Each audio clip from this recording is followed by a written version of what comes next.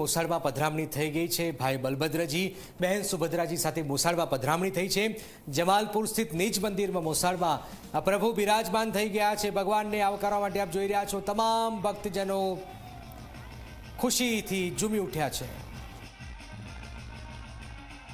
આગામી અષાઢી બીજના દિવસે રથયાત્રા યોજાવાની છે તે પૂર્વે હવે ભગવાન જમાલપુર સ્થિત નીચ મંદિરેથી મોસાળમાં આવી ચૂક્યા છે અને ભગવાનનું વાજતે ગાજતે સ્વાગત કરવામાં આવ્યું છે। આપ જોઈ શકો છો ભગવાન જગન્નાથ, બહેન સુભદ્રા અને ભાઈ બલભદ્ર જમાલપુર નીચ મંદિરેથી અહીંયા મોસાળ સરસપુરમાં આવી ચૂક્યા છે અને 10 દિવસ સુધી મામાના ઘરે તેઓ આતિથ્ય માણશે।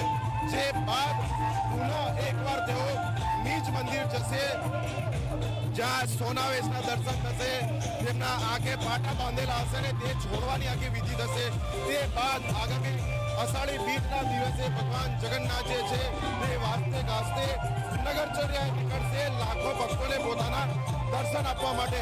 એટલે રથયાત્રાનું જે કાઉન્ટડાઉન છે તે શરૂ થઈ ગયું છે અને તે જ અંતર્ગત આજની આ જે વિધિ છે તે યોજાય છે। કેમેરા પર્સન તુષાર શાહ સાથે અર્પણ કાયદાવાલા, ઝી મીડિયા, અમદાવાદ। તો મોસાળમાં ભગવાન છે, અર્પણ જોડાઈ ગયા છે। અર્પણ, શું માહોલ છે? કારણ કે દર વર્ષે ભક્તો બેવડાય છે અને પ્રભુની ભક્તિમાં લીન થતા છે। આ વખતે શું માહોલ જોવા આવી રહ્યો છે? પ્રભુનું આગમન થઈ ગયું છે મોસાળમાં। અર્પણ,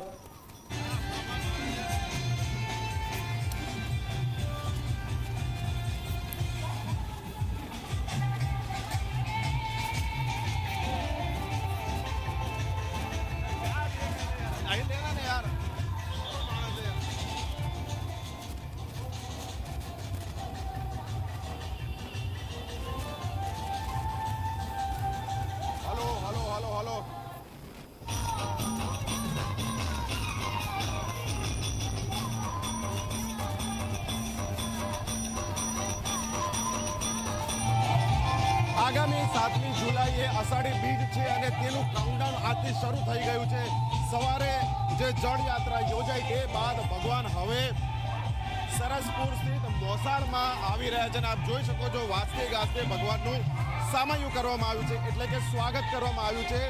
વિશેષ જે રથ છે મોરપીંછ સાથેનો, તેનામાં ભગવાન જગન્નાથ, બહેન સુભદ્રા અને ભાઈ બલભદ્રને બિરાજમાન કરવામાં આવ્યા છે અને ભક્તો જે છે તે રથને ખેંચી અને સરસપુરનું જે રણછોડરાયજી મંદિર છે કે જે ભગવાનનું મોસાળ છે ત્યાં તેમને બિરાજમાન કરી રહ્યા છે। એટલે 10 દિવસ સુધી ભગવાન અહીંયા મામાના ઘરે આતિથ્ય માણશે, ભાવતા ભોજનનો લાભ લેશે અને તે બાદ એ પુનઃ પોતાનું જે નીચ મંદિર છે જમાલપુર સ્થિત ત્યાં વિધિવત રીતે વાજતે ગાજતે રવાના થશે। આ દિવસો દરમિયાન અનેક એવી ધાર્મિક વિધિ છે, ભગવાનનું સામૈયું પણ થશે।